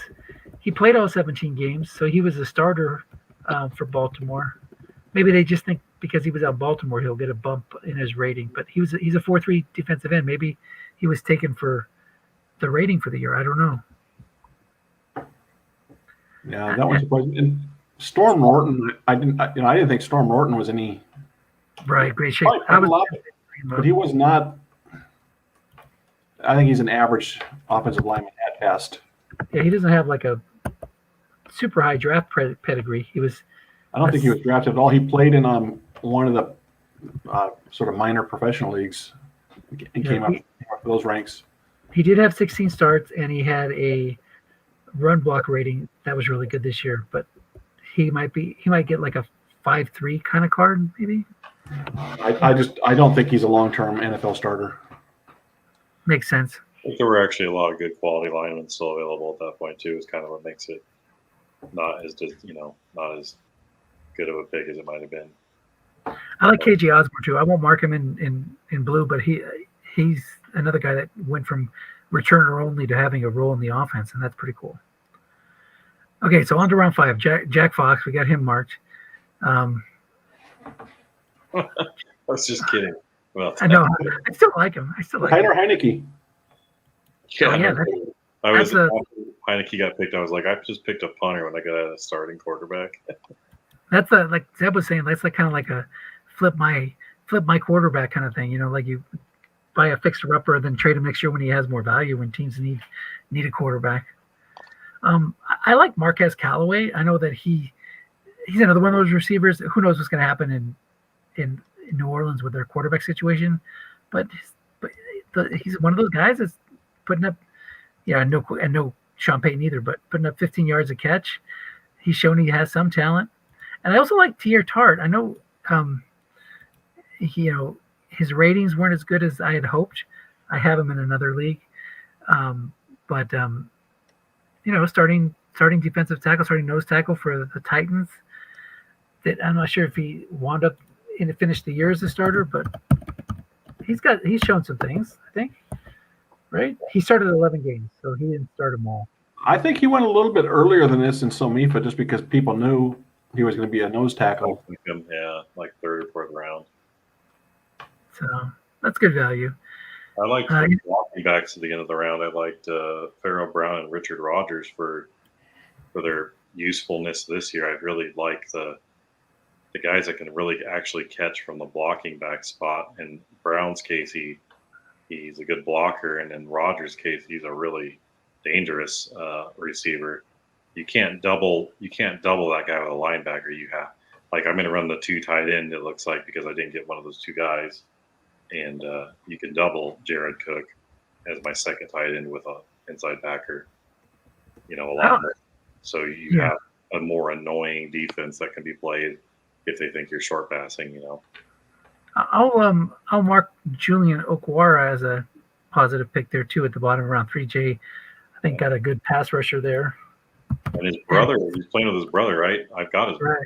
I think it's his brother. They're both on the line. Romeo. Yep. He's been a good pass rusher several times now, and like 10, 11 sacks or 10, 11 pass rush rating. Yeah, so he got 5 sacks last year. So maybe he's learning from his brother. Some of that magic is rubbing off.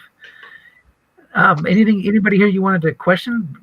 Broderick Washington. That was kind of Ed couldn't even find him, but I'm not sure that's a great spot for him myself.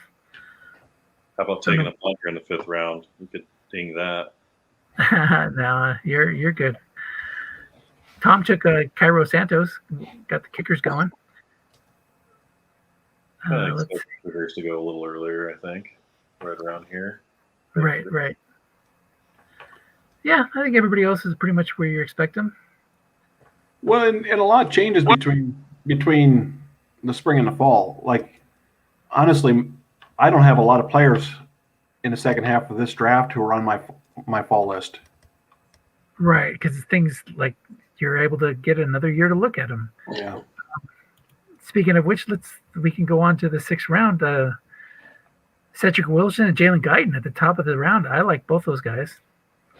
Guyton's got a really big play card. He was one of my guys on my short list to add at receiver, but like there was just so many, I just didn't feel any big rush to do it. I still ended up getting a guy like a round or 2 later. Right. But he's got an awesome card. We'll just do the draft tonight, guys. We won't do the other things. So let's quickly finish up the back half. Is there anybody else here you wanted to point out?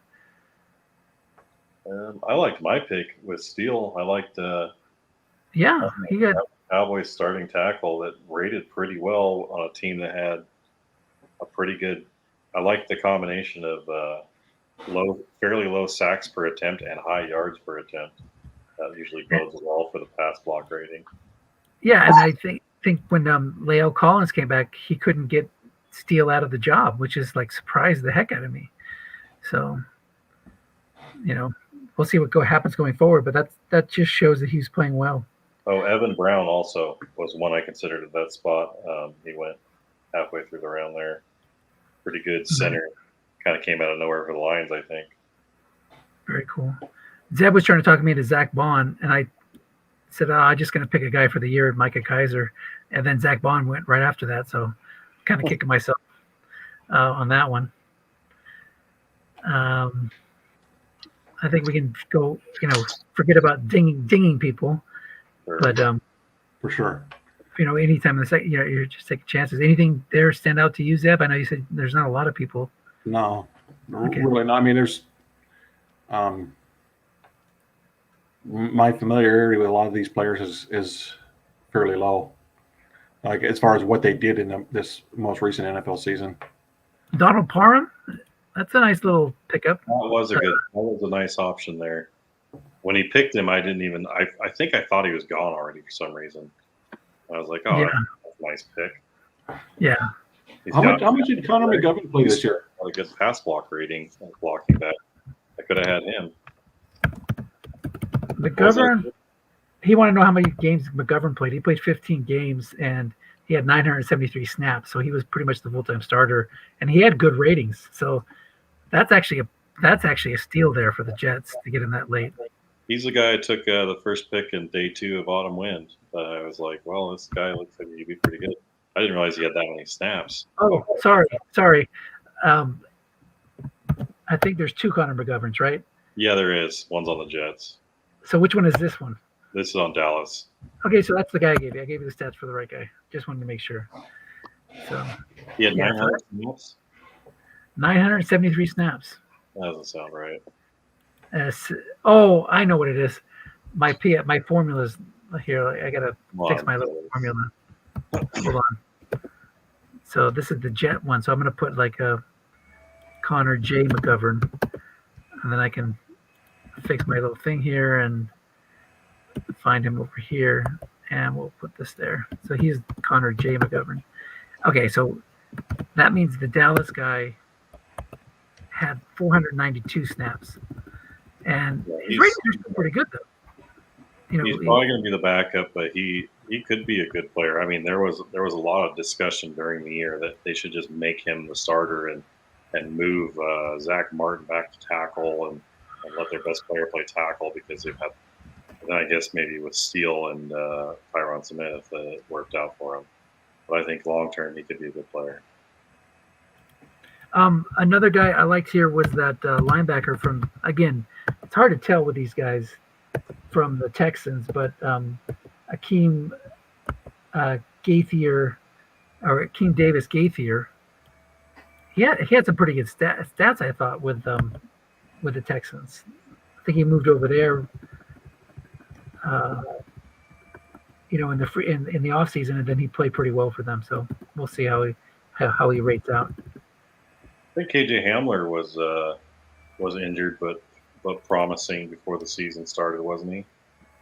Like he ended up injured. If you guys are talking about Rodgers coming in there, that's the kind of guy that could blow up. Yeah, for sure. Oh yeah, that could be big. All right, so round 8. Now we're getting to the nitty gritty. I like Freddie Swain. I like Freddie Swain as a Seahawk fan, and his card actually is pretty good. One of those ones that if you hit him in a flat pass, guess wrong, he can get a long gain on like 11 or 10 or something like that. Couple of fullbacks went. How about Dennis Gardeck? Oh yeah, I was getting pissed that no one was taking in 009. I was gonna take him just to be a backup and be like, screw you guys, and you don't get to have a pass rusher. No one's gonna. I seriously almost took him in the round before, even though I have no need for it. Yeah, I was happy to get him there. I needed somebody to start that then. He could put up another one of those types of ratings in the future. Well, you know what's I don't think so. Speaking of small sample size, it's crazy. Is he got 7 sacks in 94 snaps? That's all you need. That's unsustainable.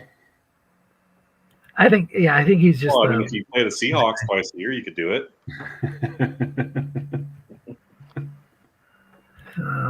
Well, we'll see. He'll be useful for me this year. That's all I care about. Yeah, it's called the rule of 94. And 94 passes with the Seahawks, you can get 94 sacks. Malik Harrison was a good pick. Zeb was trying to tell me to take him, and he was my backup plan. Who's that? Malik Harrison, the inside linebacker. Oh, well, we'll see. Yeah. Malik Harrison is not. He did not come in the NFL projecting to be a 3-down linebacker. He's more of a thumper. Right. And that's kind of how he's played in the NFL. But like you say, he might be a perennial 0-5 type linebacker. Right. It's still really nice to have in a 3-4. I mean, especially you get in the 8th round or whatever. I like in the 9th round. I like Dane Jackson above Bill's DB. Jay got him late. Aloha Gilman, maybe it's worth a flyer.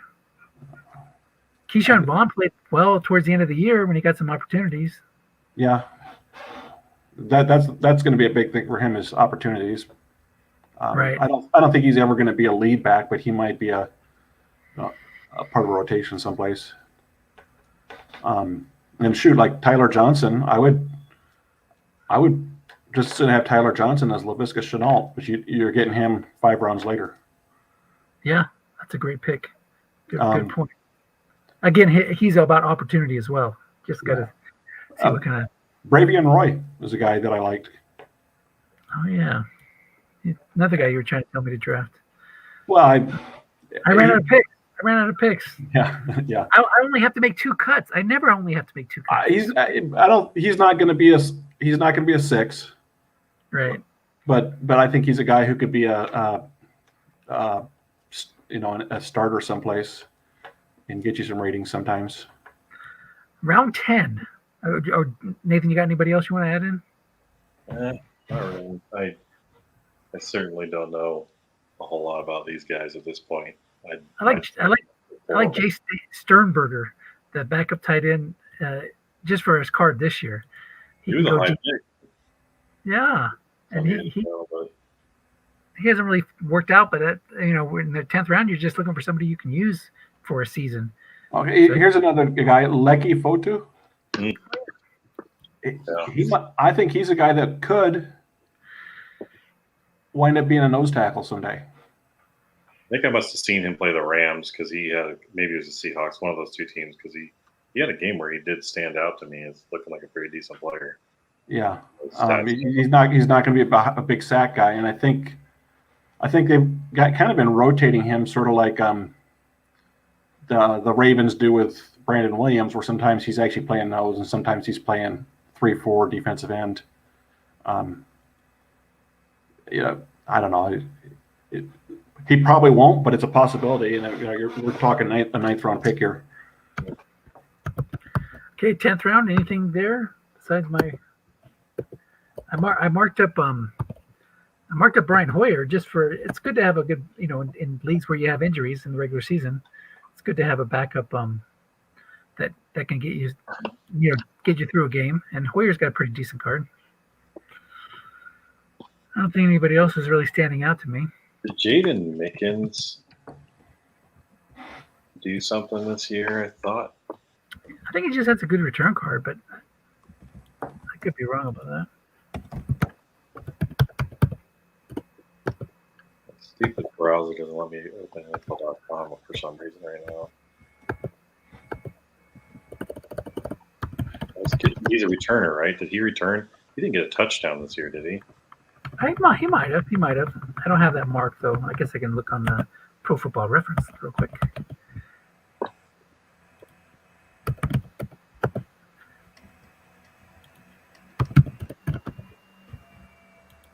He had. He played for two teams this year, and I don't see a touchdown on him. But I do remember. I think you're right. I think I do remember him getting a big return, but I don't really.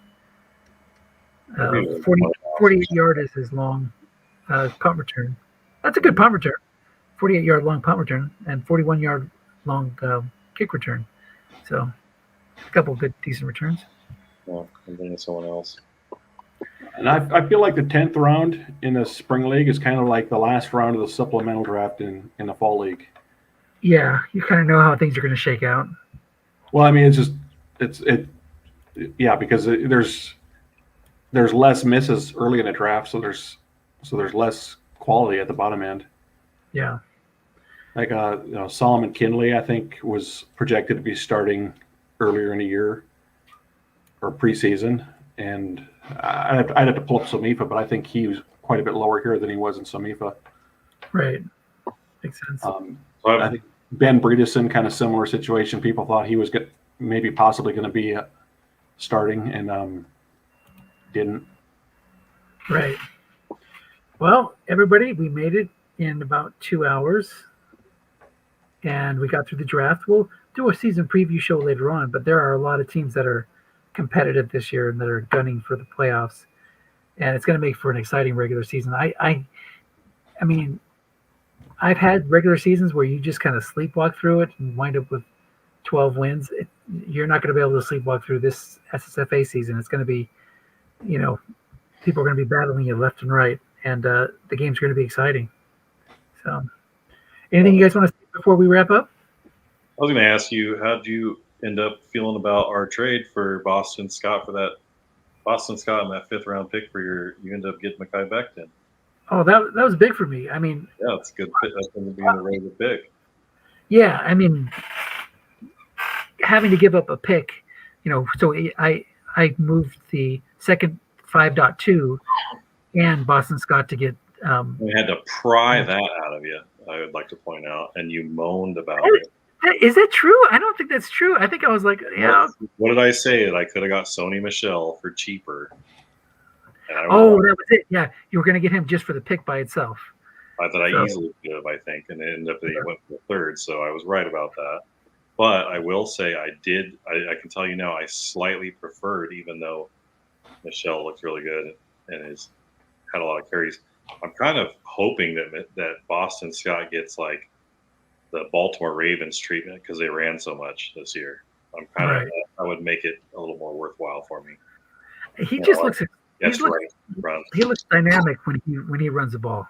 He's a little fire plug, so I like him a lot. Does he kind of remind you of Devin Singletary? Like Devin Singletary's too. I wouldn't trade him. Dennis tried to trade me for him. He tried to trade me for him when I drafted Dobbins and what's his name? In Autumn Wind, right? I won't try to trade for him in that went Somifa. Oh, is it Somifa? Okay, yeah, another good player. I think part of the problem. Well, this is a tangent here, but one of the reasons why my team was easier to get knocked out this year is because I didn't have, I had all my running backs were 50 to 100 carries, and so it was like carries really boxed me in on how I could use them, especially in the first half of games. So guys like Alfred Morris and stuff like that. So yeah. So I've literally run like 50 times guessed wrong, and it's just insane to me that can happen, but it does. Yep. I would love to have somebody call pass all day. I can do some things with that, but I'm going to have you want to run when your guys get fatigued until they're level 2, Nathan. What's that? And you're willing to keep running even once they get fatigued. A yard or two off, I don't care if it's like Raheem Mostert, I'll run him. I'll just keep running him. If those short games, short means or yardage is a problem, but yeah, you're not probably running him there anyway. So if it's that short, you can run your quarterback if you really have to, or some other guy, or throw a flat pass. Well, it doesn't really matter until you get down and start switching columns from right to keyed. The nice thing about being a psycho and throwing bombs all the time is that on like 3rd and 1, 4th and 1, you get a couple more of those free plays, where you can just run. Right, the quarterback sneak because they're worried about you going over the top. Yeah, so that works out. Well, like I said, it should be a fun season. Believe it or not, now Zeb, you're not in this league, so you may not have noticed this, but if you're still here, indulge me for a moment. I've gone to 6 straight Super Bowls in SSFA. I lost the first 4. I've won the last 2, so I'm working on a 3-peat, which would be really cool. So it's not going to be easy. This is going to be, like I said, a really competitive season. But a rough year with Russell Wilson. For next year or for this year? No, they hosed him on his guessed wrong card is not what it should be. I know, but it still does some good things. So I complained, but what can I do? You had a legitimate gripe there. I just don't. Like I told you, you were complaining about the wrong thing. Is guessed wrong short? What is it, like 18 combos or something? Right. It's like the 25th in the set. That's where he's at. Guessed wrong short. Yeah. So and no end runs. Yeah. So that but when I hit those guessed right must runs for 15 yards on a key 3rd down in a Super Bowl, makes it a little bit easier to take. So anyway, in this league, so this is my league, like you, Zeb. How did he play for you this year? Obviously, you went to a championship with him. Yeah. Was the flat pass irritating? It wasn't a Super Bowl because Foye, Aluakan, and Nicholas Morrow kept making plays, batting down my flat passes on 3rd and short. Well, what about even the dump offs? I mean, that's the other part of it. That's the one thing. If I look back at that game Dennis, that I probably would change. I probably would have thrown short a little bit more. I think I really didn't throw downfield a lot against Dennis in that game. Right. I thought I could take advantage of his linebackers and flats, and the flats didn't work out. I did throw short one time, and it got picked off in the end zone. But I probably should have challenged your corners a little bit more and then hope for the dump off. Right, because you do have pretty good pass blocking, if I remember right. Yeah, better than last year, but not great. And that was that was also part of it too. Like I've got Wyatt Teller, who's a 3 pass blocker at guard, and Nick Gates, who's a 4 at center. Oh, yeah, that's right. So, We're talking about S28 for everybody who's wondering. But Zeb got Mahomes and company to their second Super Bowl, but couldn't bring it home. I got kind of lucky in that game because my fours were making plays. It was like defender, X or whatever, and the four would make a play. Yeah. But Mahomes is a little frustrating. So I have Andy Dalton and Samifa with Derrick Henry, and I have Mahomes with Derrick Henry and S28. And in S28, I relied a lot more on big plays because of the Mahomes doesn't move the chains as well as Dalton. So that can be a little frustrating if you. Oh, Jesus, that's not a good sign. He doesn't move the chains as well as Dalton. I don't know about that. His passes. Okay. On third and 2, I'd rather have Andy Dalton, but Mahomes is clearly you get yourself in a 3rd and 10. It's not that in Samifa I might be running it because I don't want to throw a pick with Andy Dalton, but with Mahomes I'm fine throwing a short pass or even a long pass. Well, I've got Gus Edwards with Mahomes, so it's a pretty good combo, especially even for short yardage because you can really pound him. And Tony Gibson and Boston Scott. So all good runners, just right. And I got a good line. 3rd and 10, you can even run it. House offenses, actually. We'll see. Well, we'll cover all that stuff in the season preview show. So, very good. All right, I'm gonna end the broadcast, but guys, stay on the line because I'm gonna tell you something. I'm gonna ask you a question on something. Okay. All right.